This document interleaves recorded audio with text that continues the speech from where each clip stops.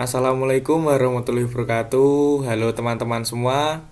Perkenalkan, nama saya Wahyu Eko Permadi dan teman saya Muhammad Iskandar Ali.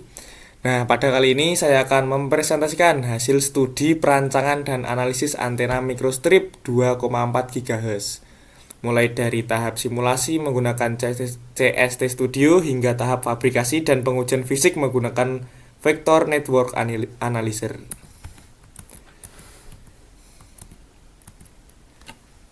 Sebelum masuk ke desain, mari kita bahas secara singkat apa itu antena microstrip. Sederhananya, ini adalah antena yang memiliki profil sangat tipis dan ringan. Ia bekerja berdasarkan prinsip resonansi pada lapisan konduktor atau pads yang ditempatkan di sebuah substrat dielektrik. Keunggulan antena ini adalah bentuknya yang sangat kompak dan fleksibel, sehingga sangat mudah diproduksi secara massal dan integrasinya ke dalam perangkat elektrik berukuran kecil.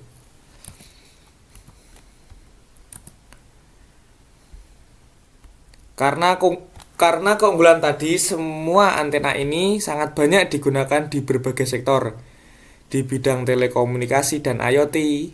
Terus, antena ini adalah kunci untuk perangkat Wi-Fi, Bluetooth, dan sensor pintar. Di sektor militer, bentuknya sangat aerodinamis, sangat cocok dipasang pada drone atau rudal. Selain itu, antena ini juga diaplikasikan pada satelit bergerak, memungkinkan transportasi seperti kapal laut atau kereta cepat untuk menerima sinyal tanpa perlu parabola yang besar.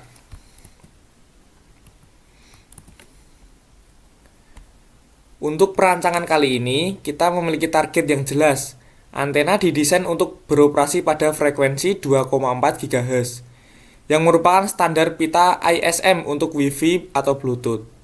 Target performanya adalah memiliki nilai FSWR di bawah 2,0 dan return loss di bawah min 10 dB.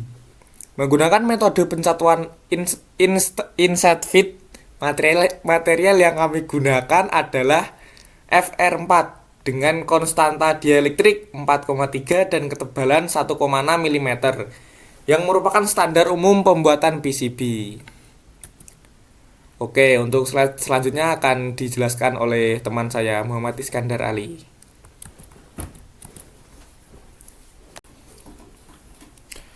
Baik, saya Muhammad Iskandar Ali akan melanjutkan presentasi untuk perancangan antena microstrip. Nah, dari spesifikasi material dan target frekuensi yang tadi yaitu 2,4 GHz, kemudian kami melakukan kalkulasi untuk mendapatkan dimensi fisik antena. Nah, di tabel ini Anda teman-teman bisa melihat hasil kalkulasinya mulai dari lebar dan panjang ground, kemudian dimensi patch utama sebesar 38 kali 28,9 mm hingga dimensi saluran pencatunya. Nah, ini ya, bisa dilihat lebar bidang, groundnya sekian, panjangnya, kemudian lebar patchnya, panjang patchnya, lebar pencatu atau yang kecil, kemudian panjang lebar celahnya. Lanjut ke slide berikutnya yaitu simulasinya. Sebelum membuat perangkat fisik atau etching di PCB, desain ini diuji terlebih dahulu menggunakan software CST Studio. Nah, simulasi ini ditujukan untuk memverifikasi performa secara teoritis, mulai dari hasil VSWR-nya, kemudian untuk menguji bahwa antena ini dapat beresonansi tepat di frekuensi 2,4 GHz. Kemudian ini juga VSWR-nya mendapatkan hasil yang cukup baik di bawah 2 ya. Ini 1,1 untuk pada frekuensi 2,4. Nah, kemudian setelah desainnya selesai dan simulasinya menghasilkan hasil yang bagus, langkah selanjutnya yaitu fabrikasi PCB-nya atau pencetakan antenanya ya. Pertama, ekspor dulu hasil dari desainnya ini ke bentuk format CAD, kemudian dikonvert ke PDF dan di print menggunakan kertas CTS dengan menggunakan print laser. Setelah di print, kertasnya ini ditransferkan warnanya ke PCB menggunakan setrika. Setelah warnanya ini sempurna berpindah ke PCB, kemudian masuk ke etching. Etching ini melarutkan bagian yang tidak tertutup oleh tinta tadi. Nah, setelah di etching, kemudian dirakit antenanya. Tadi bagian yang tertutup antena terlebih dahulu dibersihkan menggunakan thinner. Kemudian pada jalur patch itu diberi konektor SMA. Nah, konektor SMA itu nantinya akan disolder ke inti dari kabel koaksial. Nah, serabut dari kabel koaksial ini akan disolderkan ke bagian ground atau bagian belakang dari antena microstrip. Kemudian ujung kabel koaksial selanjutnya akan disolder ke konektor BNC untuk agar bisa disambungkan ke perangkat lain atau bisa dites di nanti ketika pengetesan menggunakan VNA. Nah, setelah perakitan atau fabrikasi, kemudian pengujian menggunakan VNA ini. Setelah perangkat selesai difabrikasi, pengukuran secara nyatanya akan menggunakan VNA. Nah, proses ini harus diawali dengan kalibrasi agar pembacaannya ini sesuai atau tidak bias. Beberapa parameter harus diatur terlebih dahulu dan VSWR-nya agar dapat menghasilkan apa yang sesuai apa yang kita buat sebelumnya. Nah, kadang hasil pengukuran pada realnya ini akan berbeda dengan yang ada di simulasi di CST. Misal di simulasi tadi mendapatkan VSWR 1,1. Nah, pada pengukuran menggunakan VNA ini bisa saja didapatkan 1,5 hingga 2. Oke, untuk presentasinya sekian dan setelah ini akan ada video untuk kalibrasi dari VNA-nya sendiri dan hasil pengukuran antena kami menggunakan VNA.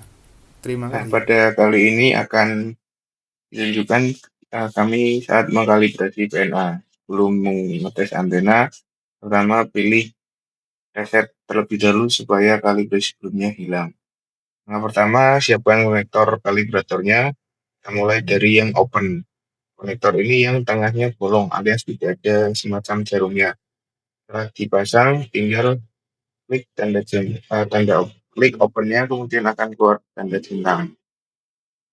Nah, yang kedua yaitu short. Untuk konektor short ini, konektornya ada jarum di tengahnya. Kemudian pasang ke port yang sama, lalu klik menu short di layar. Klik menu short, tunggu ikut centang. Kalau sudah, berarti sudah kalibrasi untuk bagian short. Lanjut yang ketiga, yaitu load. Untuk load ini menggunakan konektor yang warna putih agak gede. Kemudian tinggal klik bagian load, diklik, kemudian tunggu sampai tercentang. Nah, jika tercentang berarti sudah dikalibrasi. Nah, setelah kalibrasi untuk load, short, dan open, dahulu mengatur frekuensi start dan stopnya. Di sini kami mengatur di 2,2 GHz dan untuk stopnya di 2,8 GHz.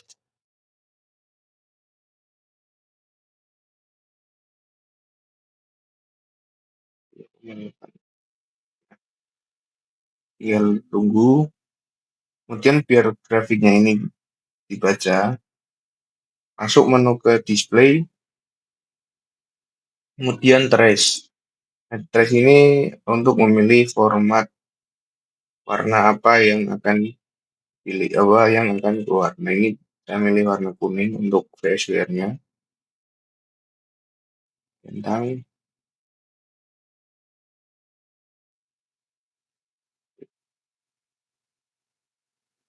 Nah, SWR-nya ini dicentang, kemudian kita back.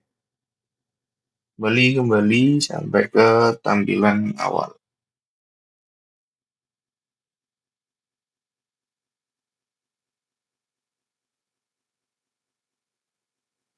Nah, ini ada kesalahan ya. Antenanya itu harusnya dipasang di lubang yang dikalibrasi, yaitu lubang yang atas. Nah, di sini tidak keluar sama sekali.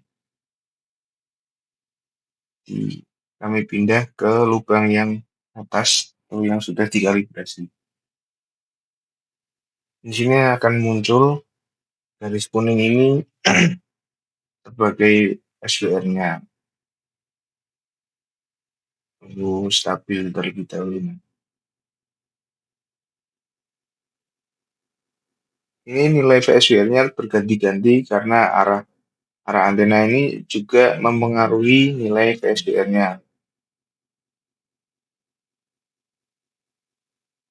Nah, di sini sudah mendapatkan hasil yang stabil, yaitu di 1,2 dB, 1,4, 1,3.